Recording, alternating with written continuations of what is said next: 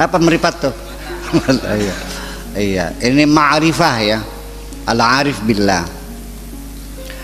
Begini orang yang arif billah tuh artinya sudah kenal Allah, sudah melihat Allah, sudah paham Allah, sudah mengerti Allah semuanya. Nah, ketika orang sudah mencapai tingkat pengetahuan seperti itu, sejak itu dirinya sudah nggak ada. Kan ternyata yang berdaulat itu hanya Allah. Ya, wujud kita ini adalah semata-mata bagaikan bayang-bayang. Kita ada karena adanya Dia. Dan semua yang bergerak adalah yang menggerakkan Dia. Jadi orang yang sudah tingkat ma'rifatullah, ketika dia berbuat, dia tidak merasa berbuat, yang dirasakan Allah yang berbuat, maka terjadilah. Dan ketika dia mengatakan, bukan dia mengatakan, tapi Allah yang mengatakan. Ketika engkau sudah mencintaiku, maka mulutmu adalah mulutku dan tanganmu adalah tanganku. Ya, ketika engkau bekerja, akulah yang menjadi tanganmu, dan ketika engkau berbicara, akulah yang menjadi mulutmu. Apa yang dikatakan? Setiap kehendak yang muncul dalam dirinya itu adalah kehendak Allah. Wa ma tasyauna illa an yasha Allah. Sehingga ketika dia berbuat apapun itu yang disadarinya Allah yang berbuat, maka dapat dipastikan apapun kebaikan yang dia lakukan tidak mungkin mengharapkan imbalan dari siapapun. Anda membangun rumah, setelah jadi, kepada siapa Anda berterima kasih? Betul nggak? Karena akal pada diri. Selesai.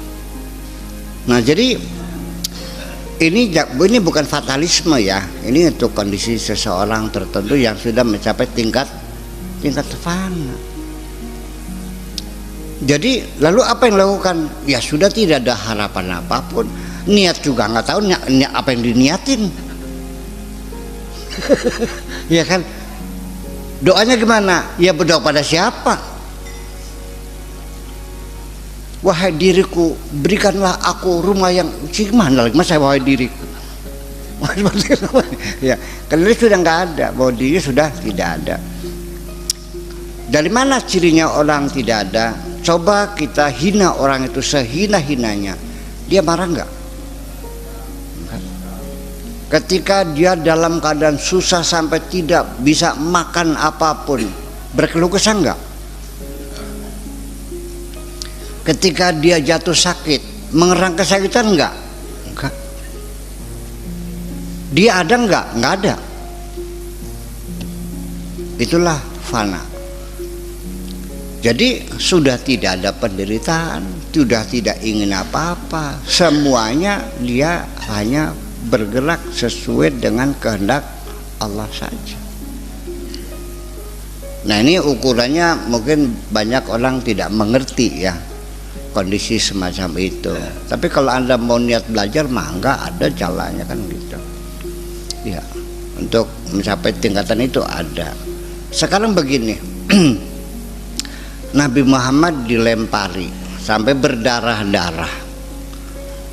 Malaikat menawarkan, apa aku musnahkan penduduk Taif ini? Kata Nabi jawabnya, kalau kau bunuh mereka, lalu tugasku apa?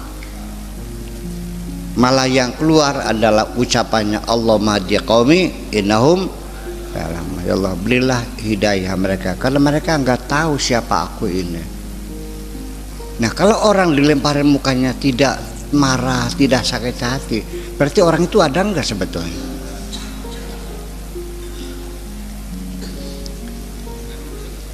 Sulaiman. Nah, itulah. Nah, itulah makanya jadi kita ukurannya bukan semacam itu. Jadi begini aja lah. Kita ini itu kan teori ya.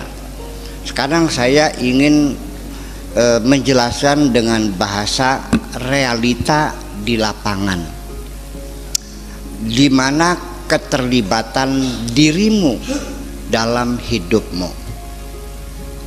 Coba jelaskan di mana keterlibatanmu dalam dirimu. Realita di lapangan kamu terima beres semua. Tinggal duduk manis, rambut panjang sendiri, darah mengalir sendiri, jantung berdegup sendiri, paru-paru kembang kempis sendiri, ampasnya keluar sendiri, keringat sendiri, tidur ya tidur sendiri, bangun-bangun sendiri. Di mana keterlibatanmu? Dari mulai kau lahir juga kamu tidak dilibatkan kok. Sampai kematianmu juga tidak dilibatkan. Semuanya kepastian Allah semuanya. Sadar nggak begitu? Atau bisa milih? Pak Dede lahirnya di mana? Di mana? Di Purwakarta, Cikampek. Pilihan siapa? Ibunya siapa? Pilihan siapa? Hari apa? Tanggal berapa? Bulan apa? Tahun apa? Jenis kelaminnya terlibat. Kalau memang Anda ingin diberi peran penting dalam hidup, sudah ini satu uji coba aja dah. Oke, semuanya tetap Allah yang ngatur. Tugasmu panjangkan rambutmu, rambut kepala, nggak usah ketek dah, kepala aja. Ketika kita diberi tugas memanjangkan rambutmu, rambut kepala, seumur hidup engkau tidak akan bisa bekerja apa-apa untuk memanjangkan rambutmu. Tiap hari ngedudut-dudut rambut, itu pun tidak akan sempurna kok.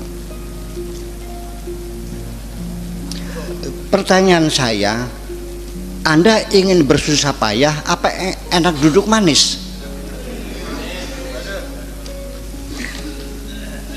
Tinggal duduk manis setiap malam menyanyikan lagu cinta. Apakah ya Rabbana zalamna anfusana, ataupun lagu-lagu mars kesukaan Allah, subhanallah walhamdulillah wala ilaha illallah. Lalu setiap Allah memerintahkan, semuanya fasilitasnya sudah dilengkapi kok. Lo minta apa lagi? Jadi sebenarnya Anda ingin apa sih? Ini yang jadi persoalan. Ini yang membuat kacau balau pikiran kita ini, karena di dalam dirimu ada nafsu namanya.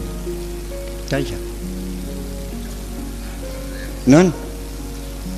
Tetapi nafsu juga harus kita nikmati. Tanpa itu kita tidak merasa, tidak akan mendapatkan kesenangan di dunia ini. Tanpa nafsu engkau tidak akan bisa menikmati cantiknya wajah perempuan. Tanpa nafsu kamu tidak akan merasakan nikmatnya sate. Itu aja.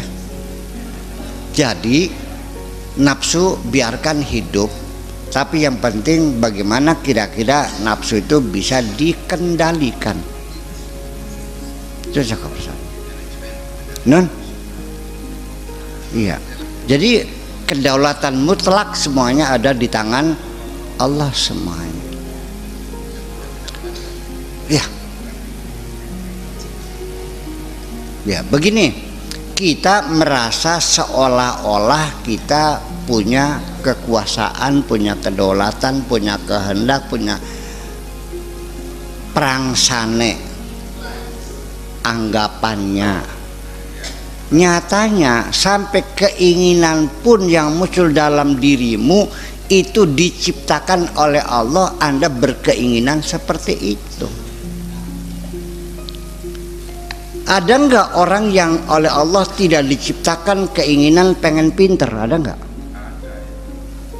Ada enggak orang yang Allah tidak membuat semangat bekerja mencari materi? Ada enggak?